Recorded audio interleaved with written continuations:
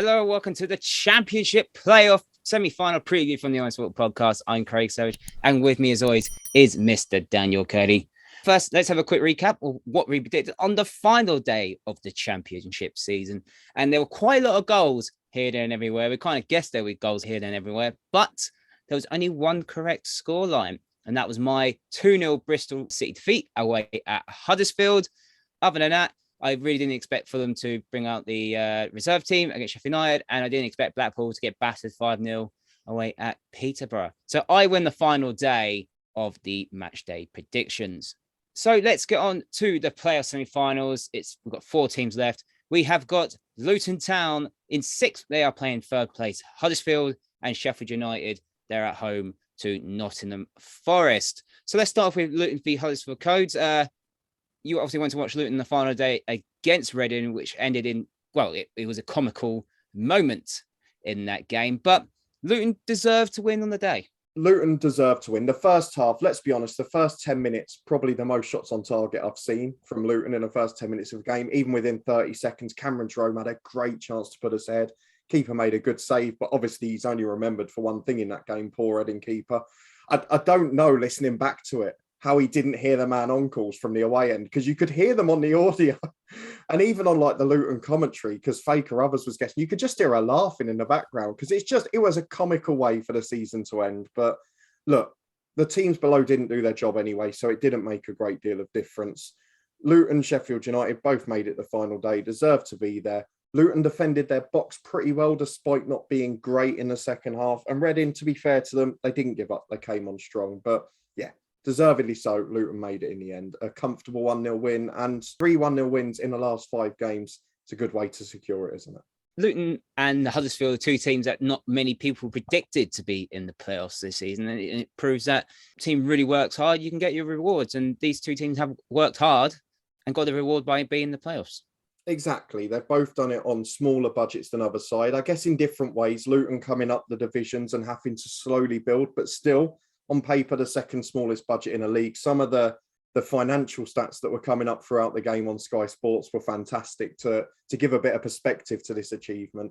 And for Huddersfield, looking at the other side of things, obviously the managers over the last 2 years has been doing some cost cutting as the parachute payments have dwindled down from the Premier League season. And look, I think he's done a fabulous job. They've got one of the most disciplined sides in the league. They've had some of the longest unbeaten runs we've seen in the Championship this season. And worryingly, from a Luton point of view, it's another Monday night trip to Huddersfield. And the last one last month wasn't particularly pleasant because, yes, we missed a penalty, but Huddersfield were very solid aside from that. They drew 0-0 at Luton at Kenilworth Road and looked very solid there. They're an incredibly disciplined defensive side. And to be honest with you, they're the one team I most wanted to avoid in the playoff semi-finals, because in normal circumstances, they would have been probably my favourites for it. But now the Luton are going to have to do it. But you've got to beat great sides if you want to reach the Premier League, haven't you? Do you think, looking at how it was ending up the last couple of minutes, Nottingham Forest scored a late penalty and then straight away pretty much conceded, you would probably say these 2 teams, Huddersfield and Luton, were probably happy to play against each other? Well, arguably, because I guess on paper, despite Huddersfield finishing 3rd, Luton and them are the 2 underdogs, which is a really weird situation for Huddersfield in 3rd. And they got 82 points this season. I mean, it's a pretty good effort. I guess the thing is the goal difference, most of these games that the 2 sides have won, they've been very tight games. Luton and Huddersfield, I mentioned Luton's 3 1-0 wins, their last 3 wins. Huddersfield, favourite scores this season, it's either 2-0 or 2-1 nearly every week, especially when they were going through that unbeaten run. But I think both sides see it as a great chance to get to the final. And then over a one-off game, you'd probably rather play those bigger reputation sides with the huge fan bases and whatever else, because over one 90-minute game, it's a lot easier to do the job. Whereas to restrict, say, a Forest attack or a returning star up front for Sheffield United could be a little bit more difficult over 2 legs. So I think you're probably right. Both sides probably happy to play each other. But me, from a Luton point of view, I would have liked to avoid Huddersfield. Obviously, the first game was, as you said, it was a 0-0, and the 2-0 Huddersfield win was last month. But both legs, obviously, both going to be on the lights Friday and a Monday. Luton's at Kenilworth Road on a Friday night. We know what Luton are under the lights at Kenilworth Road. Fans on top of you, hectic atmosphere. Do you see, and obviously when you go to the John Smiths on the Monday night, the crowd is going to be up for it. It's very loud there at the John Smiths. How important are these two games, especially the home ties? Yeah, I mean, you've hit the nail on the head. I was really glad that Sheffield United won in the end, because I think if our home leg had been on Saturday at 3 p.m, we'd been at a massive disadvantage, to be honest. I think under the lights, Luton's record is about 10 or 15% better at home in terms of win percentage. It's ridiculous, really. And there's been so many special nights. And with Huddersfield, you know they're going to be very disciplined. You know they're going to be very staunch defensively. And for Luton to have that extra bit of noise to try and break them down, to try and keep the pressure on, I think that's going to make a big difference. And in my opinion, Luton can't get through if they don't have a lead after the first leg.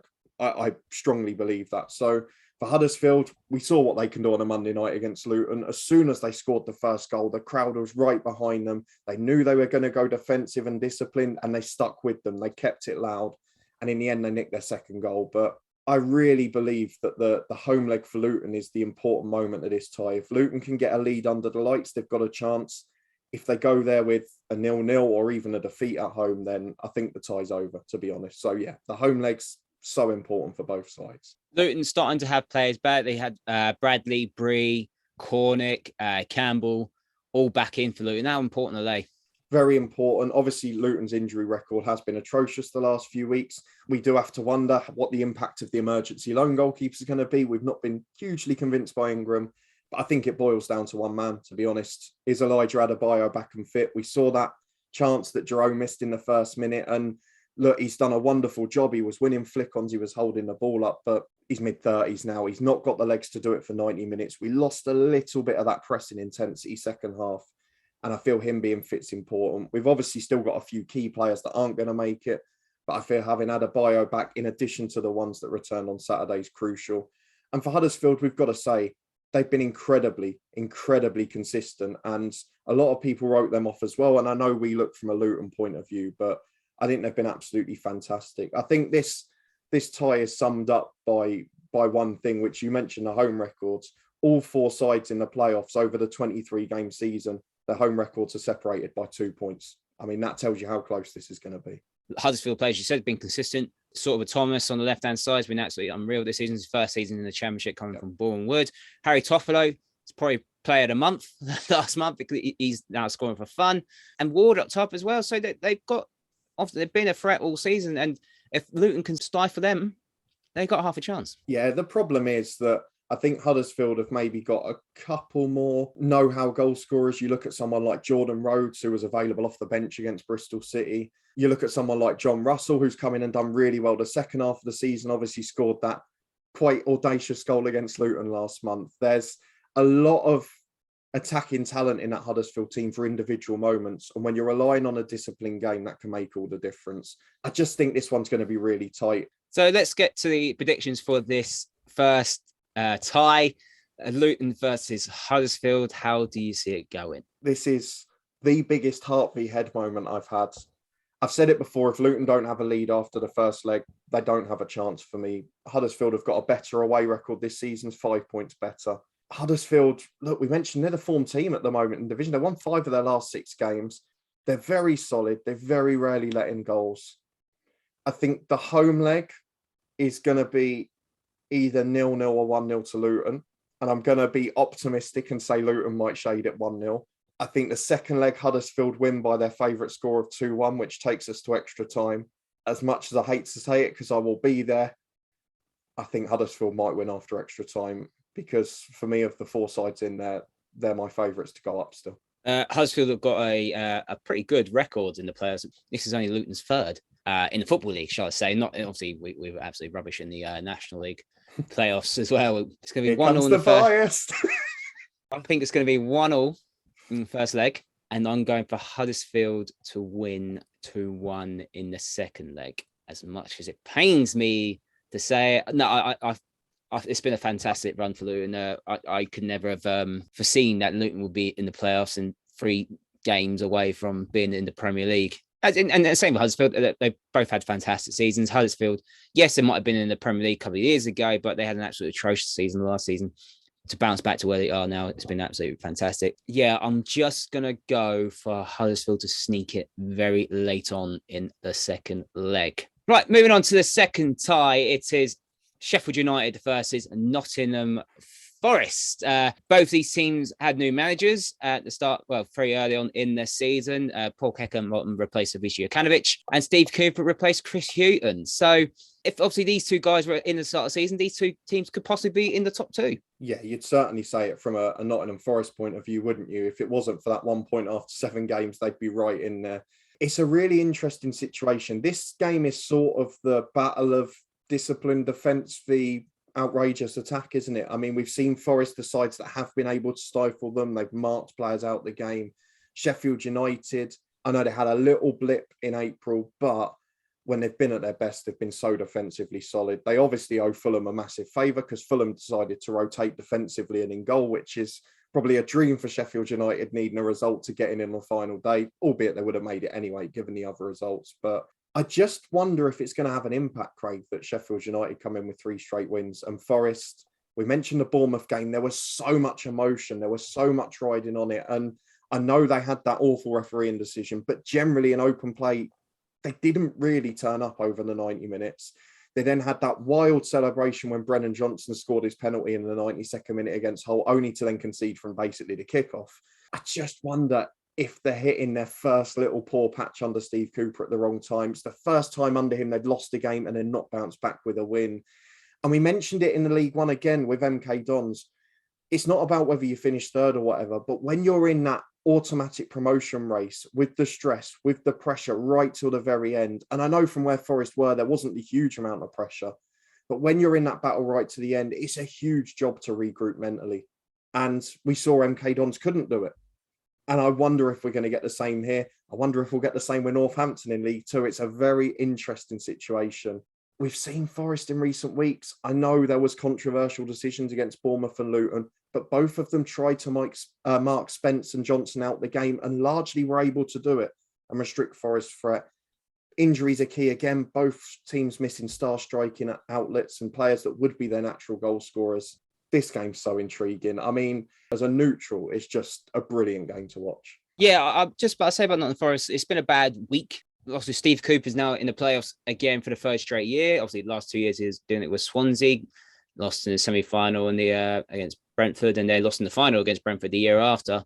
He has the playoff experience now. I think that's a bit of a damaging blow, those last 2 games for Nottingham Forest. Yeah, I do worry about it. And look, we have to mention, as you said, both managers have done incredibly. When Cooper took over, we said he'd keep Forest up. We said they'd be comfortable. We didn't think they'd be anywhere near where they are.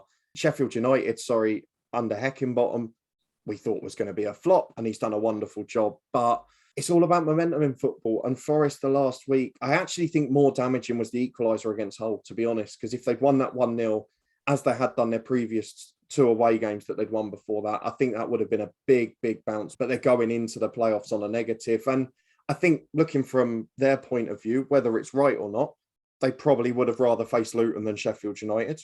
And I can understand the reasoning from it if I look from a neutral point of view. Not that based on results this season, that's actually the right outcome, but I can understand it. I think the fans would have rather faced Luton and would have been more up for it, given what happened in the game a few weeks ago. They've now got a massive game against Sheffield United. And again, it's going to come down to the home legs because Sheffield United have got a great home record. They're incredibly vociferous, loud. They get great numbers in through the door. And Nottingham Forest, the City Ground's been bouncing under Steve Cooper. And despite the 2 recent results for Forest, their home record is still exceptional in recent months. Momentum could be the decider here, and I wonder how much of a role those last 2 Forest games are going to play. And same for Sheffield United the other way. 3 straight wins after a poor patch. Are they coming into form at the right time? Oh, I don't know, mate. This is so tough, this one. We've got obviously Sheffield United. You say 3 straight home wins. Paul Heckingbottom's doing a fantastic job. Obviously missing players like Billy Sharp and Ollie McBurney and Ryan Brewster, but they are still finding the goals here and everywhere. And that 4-0 win against Fulham, yes, okay, it was a reserve Fulham side, but to get 4 goals is very important going into that playoffs. Yeah, absolutely. And it was nice that the goals were shared out for them as well. I've mentioned it a few times in the recent weekly predictions. Sander Berge, the second half of the year, has really found that form that probably Sheffield United fans expected when he joined the club. And Dye is contributing, it's got to be said. I know they're missing Sharp and Brewster, but he is scoring goals with more regularity now. Ender Stevens, part of that traditional flying wing backs under Chris Wilder, starting to find that form again. And Morgan Gibbs-White is a talented number 10. So there's a lot of quality in that side. And to be fair, even on the bench at the weekends, George Baldock, Conor Horan, you've got experienced, solid players there. So Sheffield United aren't a side to be written off. After Forest, they've got the best defensive record in the playoffs this season. And a lot of that has happened under Paul Heckingbottom, who has really ramped them up defensively. The problem is they've got to restrict Forest's attack because Forest have scored 10 more goals this year, 9 more than anyone else in the playoffs. And we know they've got that big threat down the right-hand side, which Sheffield United, I mentioned Ender Stevens for a reason. He's going to be very busy. But the way Sheffield United play, he's probably going to need some support to back it up. So whether they sacrifice one of the midfielders to come across and cover that left-hand side, whether they put a more defensive option in front of Ender Stevens, I don't know. It's going to be interesting to see how they set up tactically. I think for Paul Heckingbottom, it was our worry when he took over is what's going to happen tactically in the big moments. Well, I think this one's going to be a big one for him. But Sheffield United have more than got a chance. A lot of people just think Forest because of how they've gone under Cooper, but I think it's going to be a lot closer than people expect. Right, let's get to a prediction for this tie. But both games in the league ended in a 1-1 draw. How do you see this one going? I'm not far off predicting the same, to be honest. It was the first thing I looked at. I think the home leg, Sheffield United Forest, is almost certain to be a draw. And then it just comes down to the City ground. Can Sheffield United frustrate? Based on that, Forest then will have gone 3 games without a win, but all away from home. Are they still going to be able to find that home form? We know if they get an early goal, they can be absolutely rampant. Oh, it comes down to the home leg. They're going into it level at the City grounds after a Championship's favourite scoreline at Bramall Lane. And then at the City grounds, I just don't know. Sheffield United on penalties.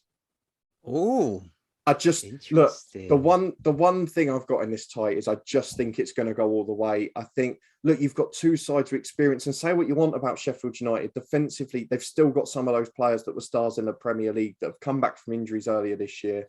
Forest have got a younger side. They can be rampant, but Sheffield United away from home are going to be so disciplined. They're going to be trying to slow the game down. They're going to be tons of tactical fouls. They're going to be tons of taking one for the team.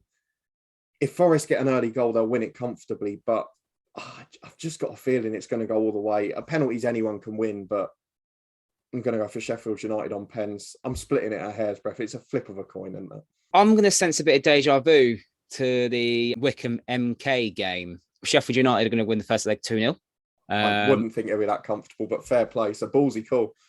And I think Forest will win the second leg 1-0. So I think Sheffield United might sneak through. I really sense that sort of Forest might not play well. They're going to totally dominate the second leg, but not going to be enough to get over the line. My worry for Nottingham Forest is I don't trust Sam Surridge to get them over the line. The 2 games, obviously the Bournemouth game, he had that opportunity in the first half where he hit the bar. If someone like a Graben or a Keenan Davis were playing, I'm more comfortable with them scoring, taking their chances. If Sheffield United can keep Spence and Brendan Johnson out of the game, they've got a hell of a chance. Sheffield United. I think Sheffield United. I think they've got to frustrate Nottingham Forest. I think if something's not going their way for Nottingham Forest, they get very frustrated quite easily, and then they lose their heads, and then they'll concede a sloppy goal, like the Bournemouth goal where Kiefer Moore's like 20 yards free. And also that goal they conceded against Hull, that cross come in, and they all stopped. And he's like, that's that little mentality. If you've obviously been good and been up there, you obviously shove after the next minute, but you can see like that's a worrying sign for me for Nottingham Forest. Sheffield United have the experience. I do worry about goals as well, but I feel it's a bit deja vu to the Wycombe MK. So I'm going for Sheffield United to go through. Well, those are predictions for the Championship playoff semi-finals. Do you agree with us or disagree with us? Let us know in the comments and predict who you think will be going to Wembley on May 29th. Don't forget to like this video, subscribe to the Honest Football Podcast, and you can follow us on Twitter at HonestFootball3. And we'll see you next time.